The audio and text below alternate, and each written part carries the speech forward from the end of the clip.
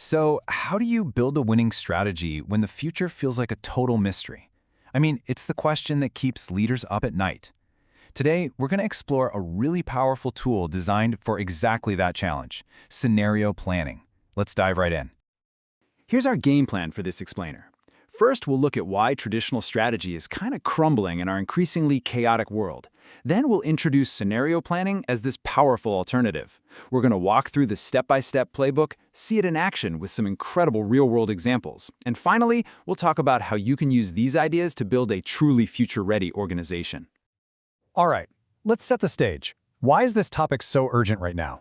Well, it's because the old rulebook for strategy, create a detailed 5-year plan and just execute it perfectly, is fundamentally broken. It's just toast. We're all trying to make plans in an environment that's completely unpredictable, and frankly, that's a recipe for failure. I mean, this is the core anxiety facing every single leader, every entrepreneur, and every strategist today.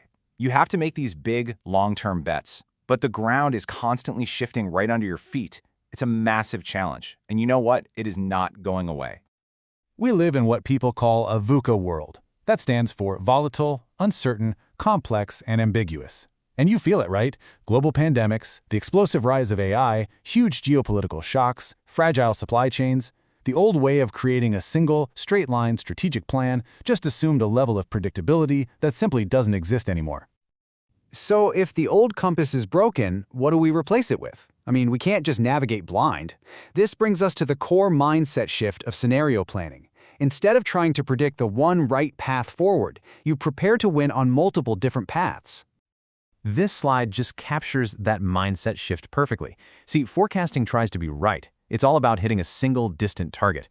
Scenario planning, on the other hand, accepts that you can't be right about the future. The goal isn't prediction. It's all about preparation. It's about building strategic flexibility so you can thrive no matter which way the wind ends up blowing. So here's the formal definition, and notice the key words here. It's a structured process, okay? This isn't just corporate daydreaming. The whole point is to develop strategies that are robust enough to succeed across a range of possible outcomes. So you're not creating this fragile plan based on a single guess. You're building resilience and agility right into your organization's DNA. And this is why it's not just some theoretical exercise. I mean, look at these massive disruptions, from AI to climate change. Each one creates just immense uncertainty. Trying to predict the exact outcome of any one of these is, well, it's a fool's errand. But preparing for the different ways they could play out, now that's just smart strategy.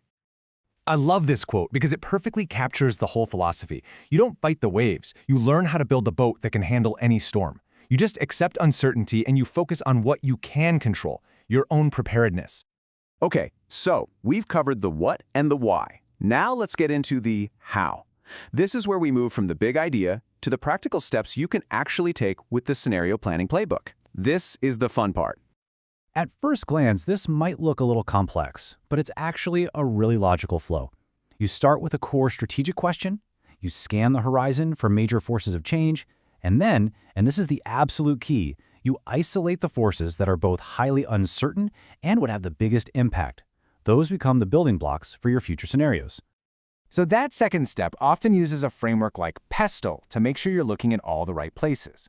It forces you to think broadly about the political, economic, social, technological, environmental, and legal forces that could shape your future. It's a really powerful way to get outside your own organizational bubble. Okay, so from that scan, you pick your critical uncertainties. For our example here, let's say the first one is the speed and scale of AI adoption. Is it going to be a slow trickle or a massive tidal wave? And for our second critical uncertainty, let's take the overall state of the global economy. Are we going to see steady growth, or will we be riding a roller coaster of volatility? Both of these factors are hugely important. And you know what? No one has a crystal ball.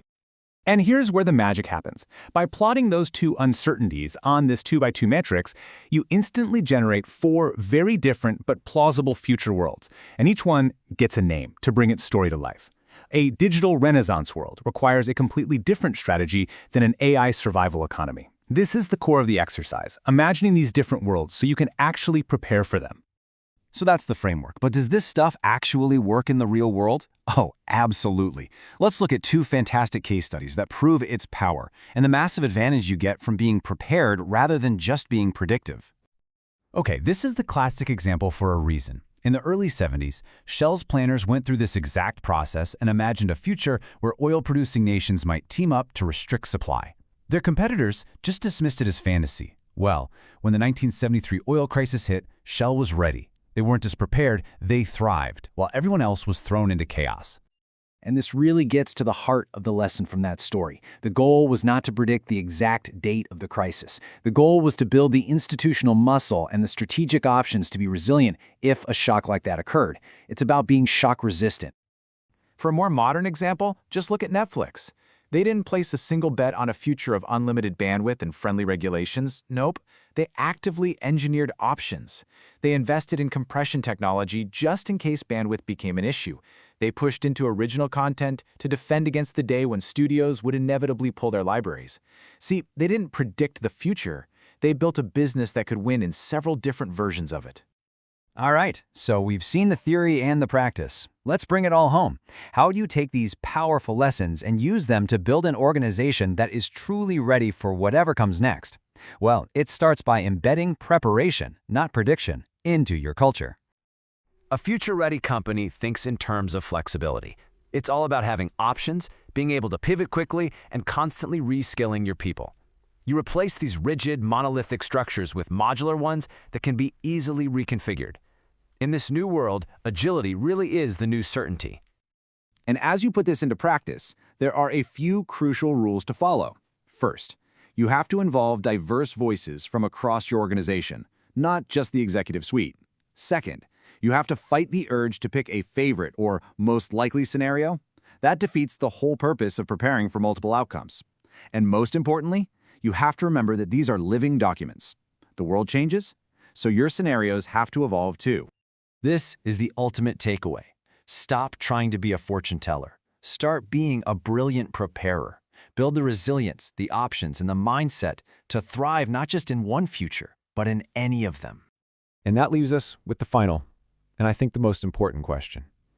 Looking at your business, your career, or your industry, which futures are you actively preparing for? It's a question worth asking.